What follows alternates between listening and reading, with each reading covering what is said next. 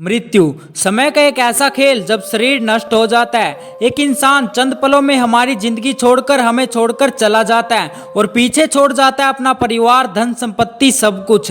गरुड़ पुराण जैसे प्राचीन ग्रंथ हमें बताते हैं कि जब मृत्यु की घड़ी आती है तब एक घने धुंध में यमदूत आते हुए नजर आते हैं। बड़ा शरीर, लाल आंखें, लंबे नाखून और चेहरे पर डरावनी मुस्कान लिए वो मरते हुए इंसान के सामने आकर खड़े हो जाते हैं और उसकी आत्मा को उसके शरीर से खींच निकालते हैं और परलोक ले जाते हैं। एक ऐसी यात्रा पर जो कई सदियों की बताई जाती है।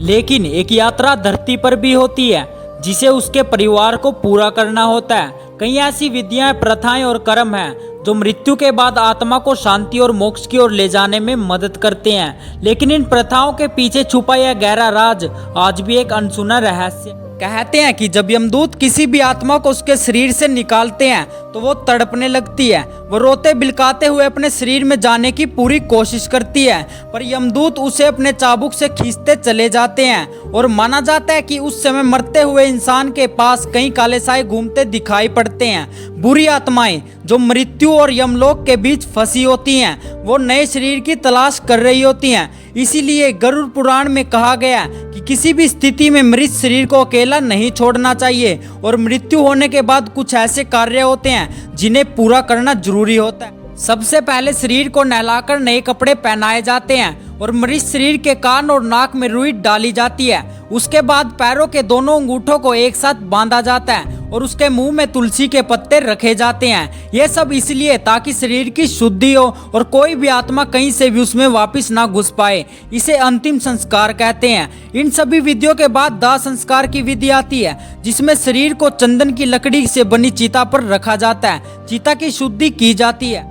पंडित मंत्रोच्चारण से उसे तैयार करता है। परिवार के सारे लोग उसे घेर कर खड़े हो जाते हैं। इसके बाद परिवार का सबसे बड़ा बेटा या सबसे नजदीकी पुरुष रिश्तेदार अंतिम क्रिया करता है, चिता को आग लगाता है। जैसे जैसे आग चिता को जलाती है, आत्मा अपने पृथ्वी के बंधन से मुक्त हो जाती है। परिवार वालों के लिए यह मानना बहुत मुश्किल हो जाता है कि उनका कोई अपना उन्हें छोड़कर हमेशा के लिए चला गया। इसलिए आग में शरीर भस्म होने यह सिद्ध कर देता है कि हाँ, अब वो इंसान हमारे बीच नहीं है और वो सच में हमारे बीच से जा चुका है और उसके वापस आने की कोई उम्मीद नहीं है। लेकिन आत्मा को एक लंबा सफर तय करना होता है। एक धीमी कांपती हुई आवाज में एक आत्मा चीखती है। वो आत्मा जिसने अभी अभी अपना शरीर छोड़ा है, वो यमदूतों के साथ यमलोक जा रही होती है, जहां चित्रगुप्त उसके कर्मों का हिसाब लिए बैठे हैं। मेरे साथ ऐसा क्यों कर रहे हो? मुझे घर जाने दो। दर्द से बिलखती हुई वो आत्मा समझ नहीं पाती कि मेरे साथ क्या हुआ है। वह समझ नहीं पाती कि मेरे शरीर की मृत्यु हो गई है। यमदूत उसे मार मार कर याद कराते हैं कि उसका कोई घर नहीं है, उसे सहारा देने वाला कोई नहीं है सिवाय उसके अपने परिवार के। कहते हैं यमलोक के रास्ते में कई डरावने मंजर आते हैं जिसे आत्मा को अकेले करना होता है। इसमें सबसे खतरनाक पहलू माना जाता है बैतरणी नदी। खून से भरी यह नदी जिसे पार करने पर ही आत्मा यमलोक पहुंच सकती है। माना जाता है कि इस नदी को पार करने में आत्मा को 13 दिन का समय लगता है और इन 13 दिनों तक उसे कुछ खिलाया पिलाया नहीं जाता। ऐसे में आत्मा दिनों दिन कमजोर होती जाती है और अपनी शक्तियों को खोने लगती है, जिसके चलते वह आगे की यात्रा पूरी नहीं कर पाती। इसलिए एक प्रथा निभाई जाती है, पिंडदान, जिसे ना करने पर आत्मा धरती और यमलोक के बीच फंसकर मोक्ष पाने का मौका खो देती है।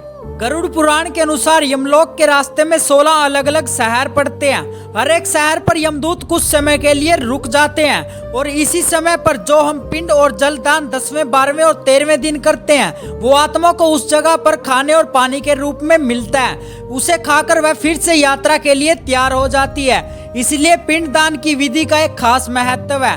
13 दिनों तक लोग घर आते हैं, बैठते हैं और उस व्यक्ति के बारे में अच्छी बातें करते हैं। यह सब परिवार को उस कठिन समय में एक दूसरे का सहारा बनाती हैं। महाभारत की कहानी के अनुसार सागर नाम राजा, जो बहुत ही ताकतवर राजा था, जिसके 60,000 पुत्र थे, एक दिन राजा ने 100 अश्वमेध यज्ञ करने का फैसला लिया। अश्वमेध यज्ञ एक ऐसा यज्ञ था जिसमें घोड़े की बलि दी जाती है।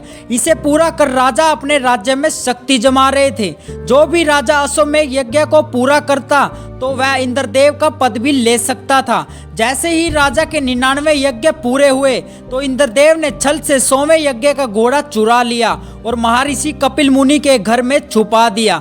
जैसे ही राजा के पुत्रों को इस बात का पता चला तो वह उस घोड़े को मारने वहां पहुंचे तो महर्षि ने क्रोध में आकर उन सभी को भस्म कर दिया। समय से पहले मृत्यु होने के बाद उनकी आत्मा दर्द से इधर उधर भटकने लगी। यह जानने के बाद राजा के पोते ने ऋषि से माफी मांगी और पूछा कि वह उनकी कैसे मदद कर सकता है। तभी ऋषि ने उनकी अस्थियों को गंगा में बहाने की सलाह दी।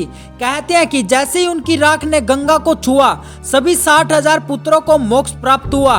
इसीलिए हम आज भी अपनों की अस्थियों को गंगा में बहाते हैं। आपको इन बातों के बारे में जानकर कैसा लगा कमेंट में अपनी राय जरूर से देना और ऐसे ही अमेजिंग फैक्टों को जानने के लिए चैनल को सब्सक्राइब जरूर से कर लेना।